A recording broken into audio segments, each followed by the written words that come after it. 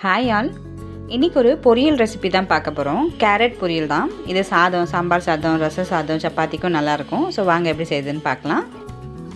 First பேனில் ஒரு table spoon எண்ணெய் ஊற்றிக்கலாம். எண்ணெய் சூடானது ஒரு டீஸ்பூன் கடுகு, 2 டீஸ்பூன் கடலைப்பருப்பு, 2 காஞ்ச மிளகாய், ஒரு பெரிய வெங்காயத்தை பொடியாக நறுக்கி சேர்த்துக்கோங்க. இது நல்லா வதக்கிட்டு வெங்காயம் நல்லா வதங்கினதுக்கப்புறமா குட்டி குட்டியாக கட் பண்ணி வச்சுருக்க கேரட்டை சேர்த்துக்கலாம். கேரட் ரொம்ப நேரம் ஆகாது வேகிறதுக்கு. நல்லா மிக்ஸ் பண்ணி விட்டுக்கோங்க. ஸோ மிக்ஸ் பண்ணிவிட்டு காய்க்கு தேவையான உப்பு சேர்த்துக்கலாம். கூடவே ஒரு அரை டீஸ்பூன் அளவுக்கு மஞ்சள்தூள் சேர்த்துக்கிறேன்.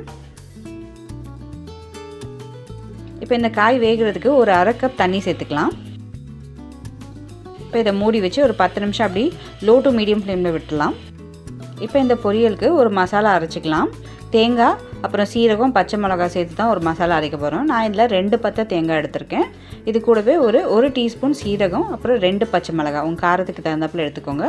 இந்த மாதிரி குறைப்பாக அரைச்சி எடுத்துக்கலாம். இப்போ காய் வெந்துதான்னு பார்க்கலாம். கேரட் நல்லா வெந்துடுச்சு. இப்போ நம்ம அரைச்சி வச்சுருக்க மசாலாவை ஆட் பண்ணிக்கலாம். இப்போ இந்த மசாலாவையும் சேர்த்துட்டு நல்லா மிக்ஸ் பண்ணிக்கலாம். லாஸ்ட்டாக கருவேப்பிலை சேர்த்து கலந்து விட்டிங்கன்னா நம்மளோட சூப்பர் டேஸ்டான கேரட் பொரியல் ரெடி. ஸோ ரொம்ப சிம்பிளான கேரட் பொரியல் ரெடி ஆகிடுச்சு. இந்த வீடியோ உங்களுக்கு பிடிச்சிருந்துச்சுன்னா do like, share and subscribe. Thank you so much for வாட்சிங். பை.